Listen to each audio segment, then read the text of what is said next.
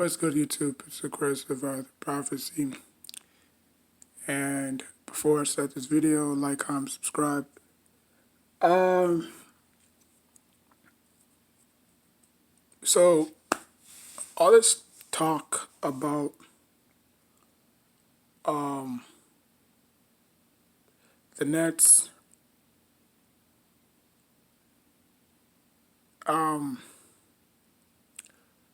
I just feel like is unnecessary because for one, I don't give two rats about the Nets. When there was when there was in New Jersey, there was a riot. They wasn't pesky like they are now. Now that they moved from New Jersey to Brooklyn,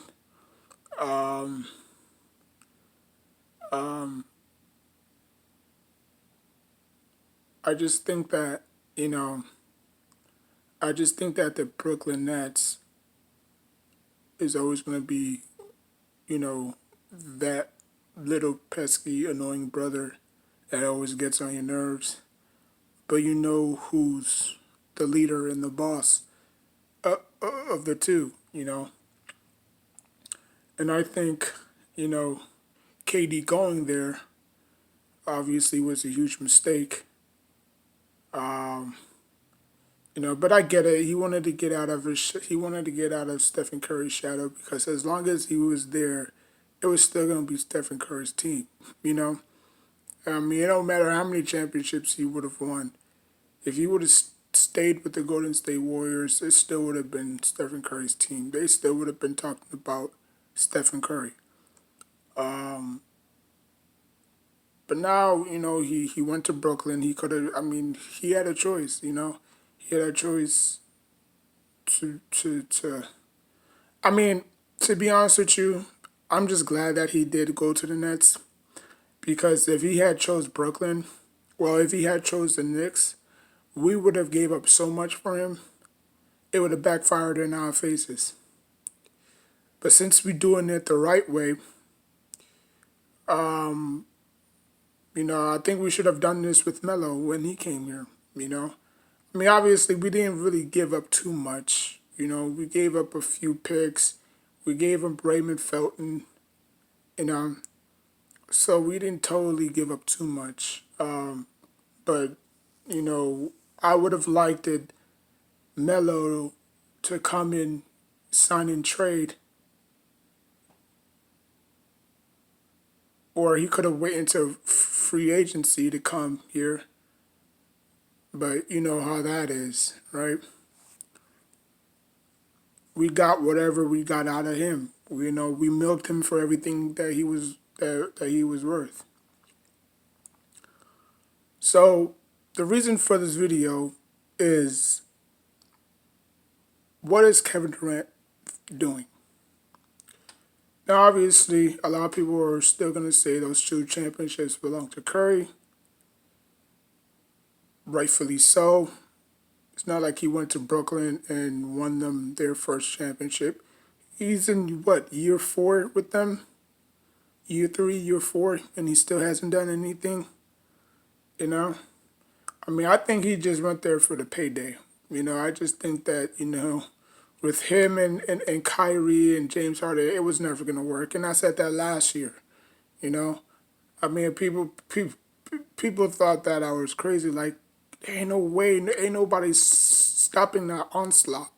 That's like, if James Harden could give you 50, if Kevin Durant could give you 45, if Kyrie could give you 27 each and every game, ain't nobody stopping that onslaught.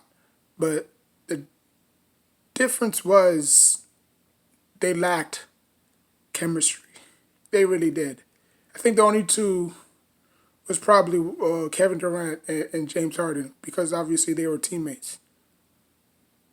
But putting a whole bunch of stars together and thinking that they're going to do something special, look back at, the NFL super teams. I don't even think the NFL had super teams. That's like Eli Manning and Peyton Manning being on the same team, Like, we all know there's just one football, or Randy Moss and and uh, and Larry Fitzgerald being on the same team, you know, or T.O. and Randy Moss being on the same team.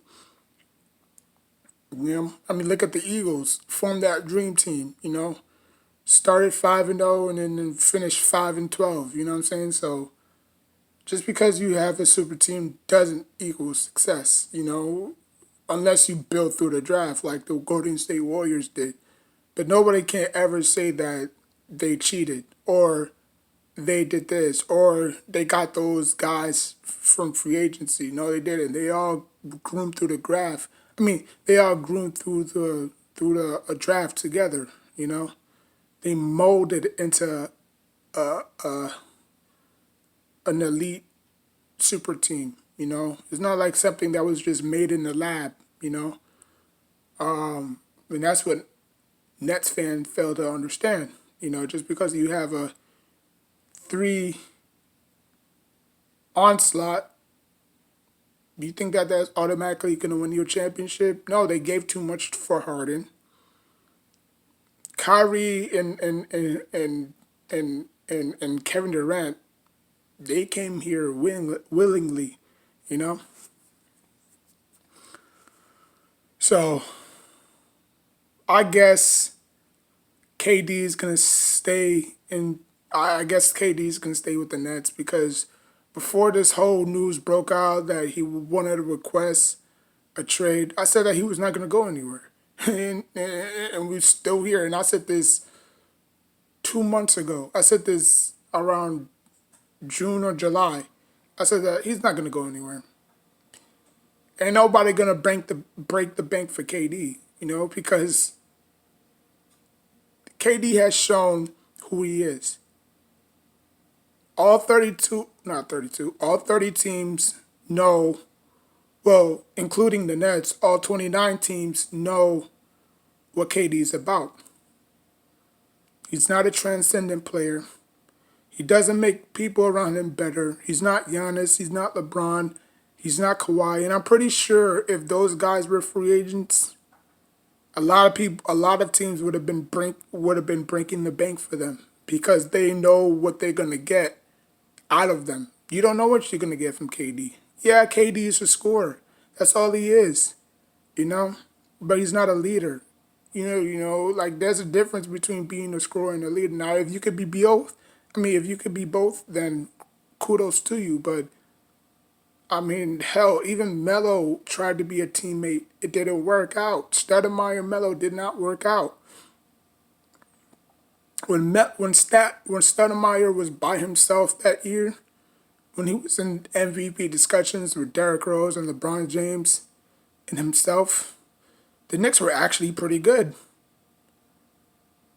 But as soon as you put another star in, it's like, oh damn, like, you know, I think Stoudemire just got shot. You know, it felt like he just got shot in the neck. You know, because he was doing so well. You know, he's putting up 27 points per game that year. You know, he was averaging 1.7 blocks. You know, like he was in the MVP discussion. As soon as Melo comes, all shits just go to hell. You know, they tried to make it work, but obviously it just didn't work. And that's the same scenario with the Nets.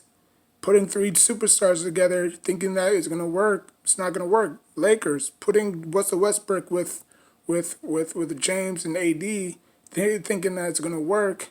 You know, like I think Westbrook benefits himself by playing by himself. I think when he was in OKC, the ball was in his hands a lot, and he was averaging those triple doubles. Now, was it resulting to wins?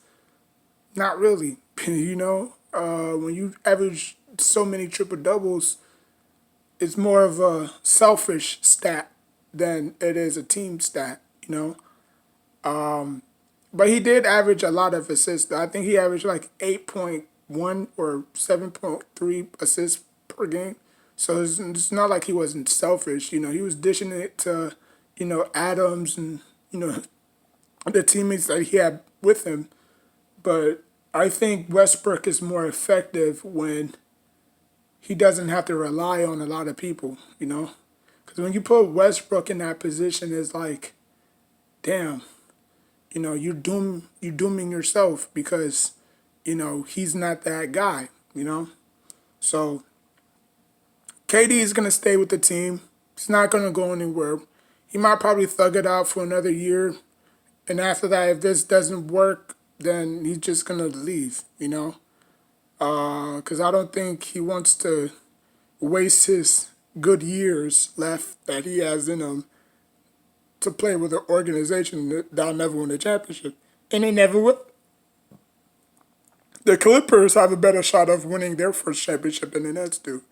And the Clippers, they have knocked on the door several times, But obviously, a lot of people have them favorites again, adding John Wall. So we'll see, we'll see. But boy, it sucks to be a Nets fan right now, huh? Which I'm not, but, it's just speaking from my friends who are Nets fans, every single day they be blowing up my phone, And the best part about it, the Nets, we faced them on my birthday, which is on a Monday. We faced them Monday 13th, February 13th on a Monday. So that'll be an early Christmas gift for me. Hopefully my Knicks win. Because last year they had us numbered. I think we only beat them one time, and they beat us like, I think we faced them 4 times. Out of 82 games, I think we faced them 4 times. So I think we only beat them once, and they just beat us, So, I'm gonna do the schedule. I know the schedule released for my Knicks. It's a lot of games. It really is. Like I'm not gonna sit here and just say win, loss, win, loss, win, loss, because everything can happen. Anything and everything can happen from now till all the way in October. We still got preseason to go through. We still got training camp. So the rotation is not even set yet. So for people to just sit here and say win, loss, 82 games is a lot. Like I'm pretty sure y'all don't do that for baseball. Football, college, yeah. But the NBA, MLB, no. It's a lot of games. 162 games versus 82 games. Hockey, same thing. Like I'm not even a big hockey fan, and they play a lot of games. So, I could do that for the first month. Like if you're talking about just for the first month of that October, then yeah, But to just sit there and say win, loss, like no, no. So I'm gonna do my first schedule reaction tomorrow and see how the Knicks fare up. All I know is that we open the season against Grizzlies. Now, obviously, the Grizzlies are not really that bad. I'm gonna save this for another video. But KD, you gotta get your priorities straight, man. Like you gotta know what you want. You came to Brooklyn. You wanted the smoke. You chose number 7. And you can't deliver. Now, obviously, Melo failed as well too. I'm not gonna put this all on KD. Melo has failed because when he came here, his first game was against what? The Bucks. Giannis was like a little pup on the bench, or I don't even think he was coming off the bench. But no, Giannis wasn't there at the time, I believe. But yeah, Melo's first game was against the Bucks, and he dropped, I believe, 25 points on his debut. So, but KD got to figure out what he wants.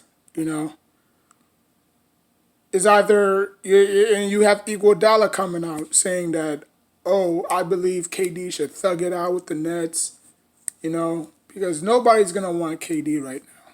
KD is damaged goods.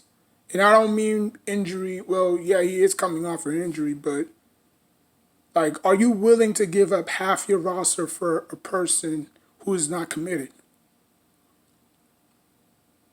That's like that's like me as a GM hiring somebody that I know that's not going to come on work all the time. That I know that person is not going to work his butt off every single day. Versus a person that always comes on time, never give any issues. The customer loves him or her, and that's good feedback. Versus a person that comes in when he wants to, never works, goofs around, this and that and the third. Like, no, like, you have to look at it as a GM perspective. You know, that's why nobody, like I said, that's why nobody's breaking the bank for KD. If this was any other player, you would have heard phone calls buzzing. But since it's KD, his reputation is shot dead. After that Golden State move, his reputation is shot dead. I'm sorry. I think that tarnished his career. I don't think it tarnished his career as a player, but I just believe it tarnished his stock. Like, nobody wants to buy in.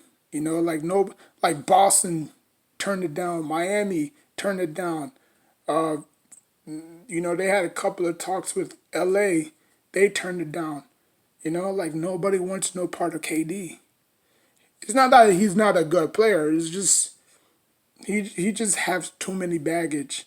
And you don't want that as a player. Like, who would you rather want, Kawhi or KD right now?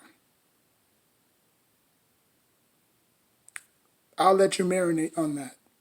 Like, comment, subscribe. Till next time, take care of yourself and each other.